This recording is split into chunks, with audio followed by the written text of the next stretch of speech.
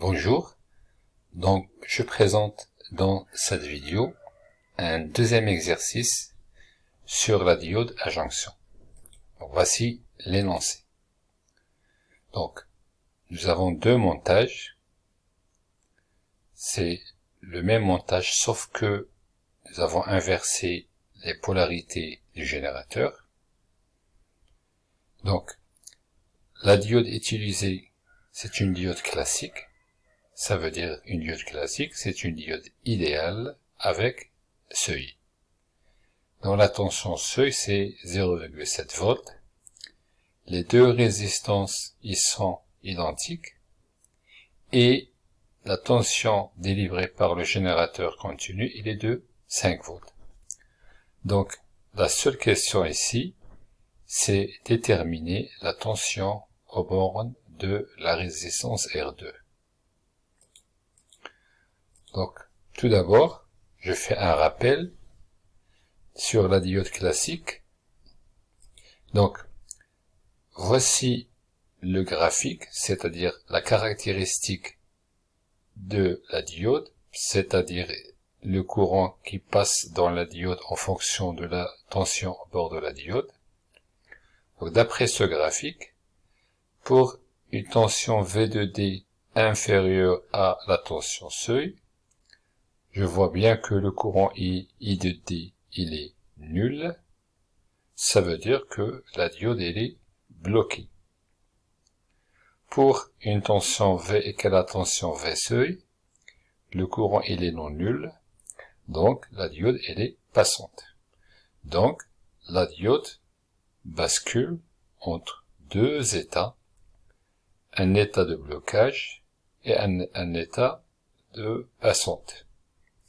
Donc, le schéma équivalent de cette diode, dans les deux cas, dans le premier cas, la diode, elle est équivalente à un générateur de tension seuil.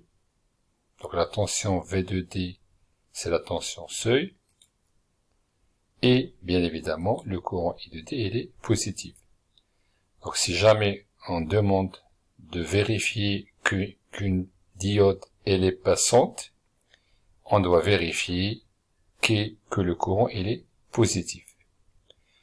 Deuxième cas, lorsqu'elle est bloquée, la diode, elle sera équivalente à un circuit ouvert, où le courant I de D, il est nul, où la tension D, elle est négative. La même chose ici.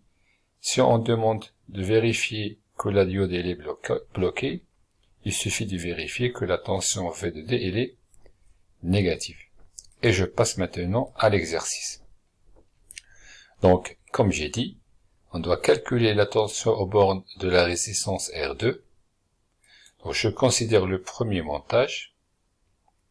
Donc, d'après le montage, on voit bien que la note, c'est la note, elle est reliée directement à la borne négative. Donc, notre diode, elle est polarisée dans le sens inverse. Et par conséquent, si elle est polarisée dans le sens inverse, elle est bloquante. Elle est bloquée. Donc, ici la diode, elle est bloquée. Son schéma équivalent sera un circuit ouvert. Courant nul, la tension négative.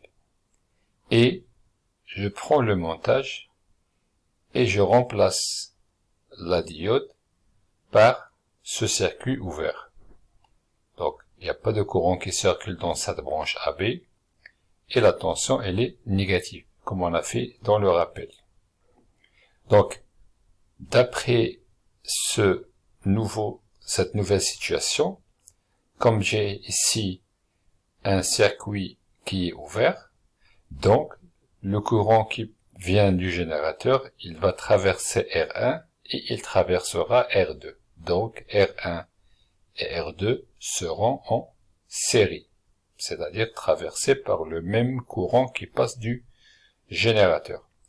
Et par conséquent, lorsque j'ai des résistances qui sont en série, en présence de deux potentiels différents, donc il faut toujours penser à utiliser le point diviseur de tension. Alors, le point diviseur de tension nous dit que la tension UR2 sur R2 égale à la tension E sur la somme, c'est-à-dire UR2 égale à R2 sur R1 plus R2 fois E. Passons à l'application numérique pour les valeurs qui sont ici.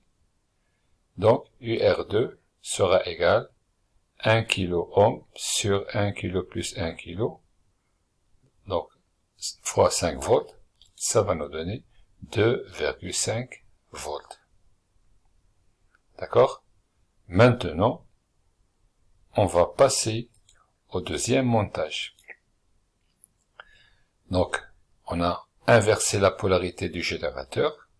Maintenant, on voit bien que l'anode, elle est reliée directement à la borne positive du générateur. Donc, notre diode, elle est polarisée dans le sens direct. Et par conséquent, elle est passante.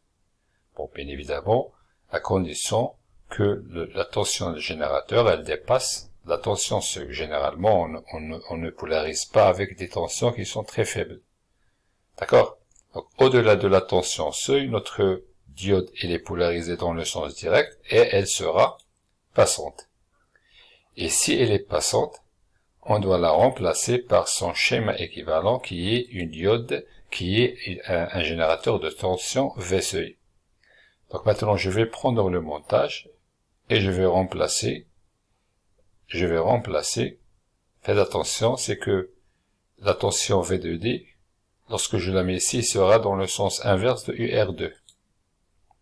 Voilà, c'est la même situation. Donc, d'après le nouveau montage, le nouveau schéma équivalent, je vois bien que UR2, c'est l'inverse de V2D, et V2D, c'est la tension seuil.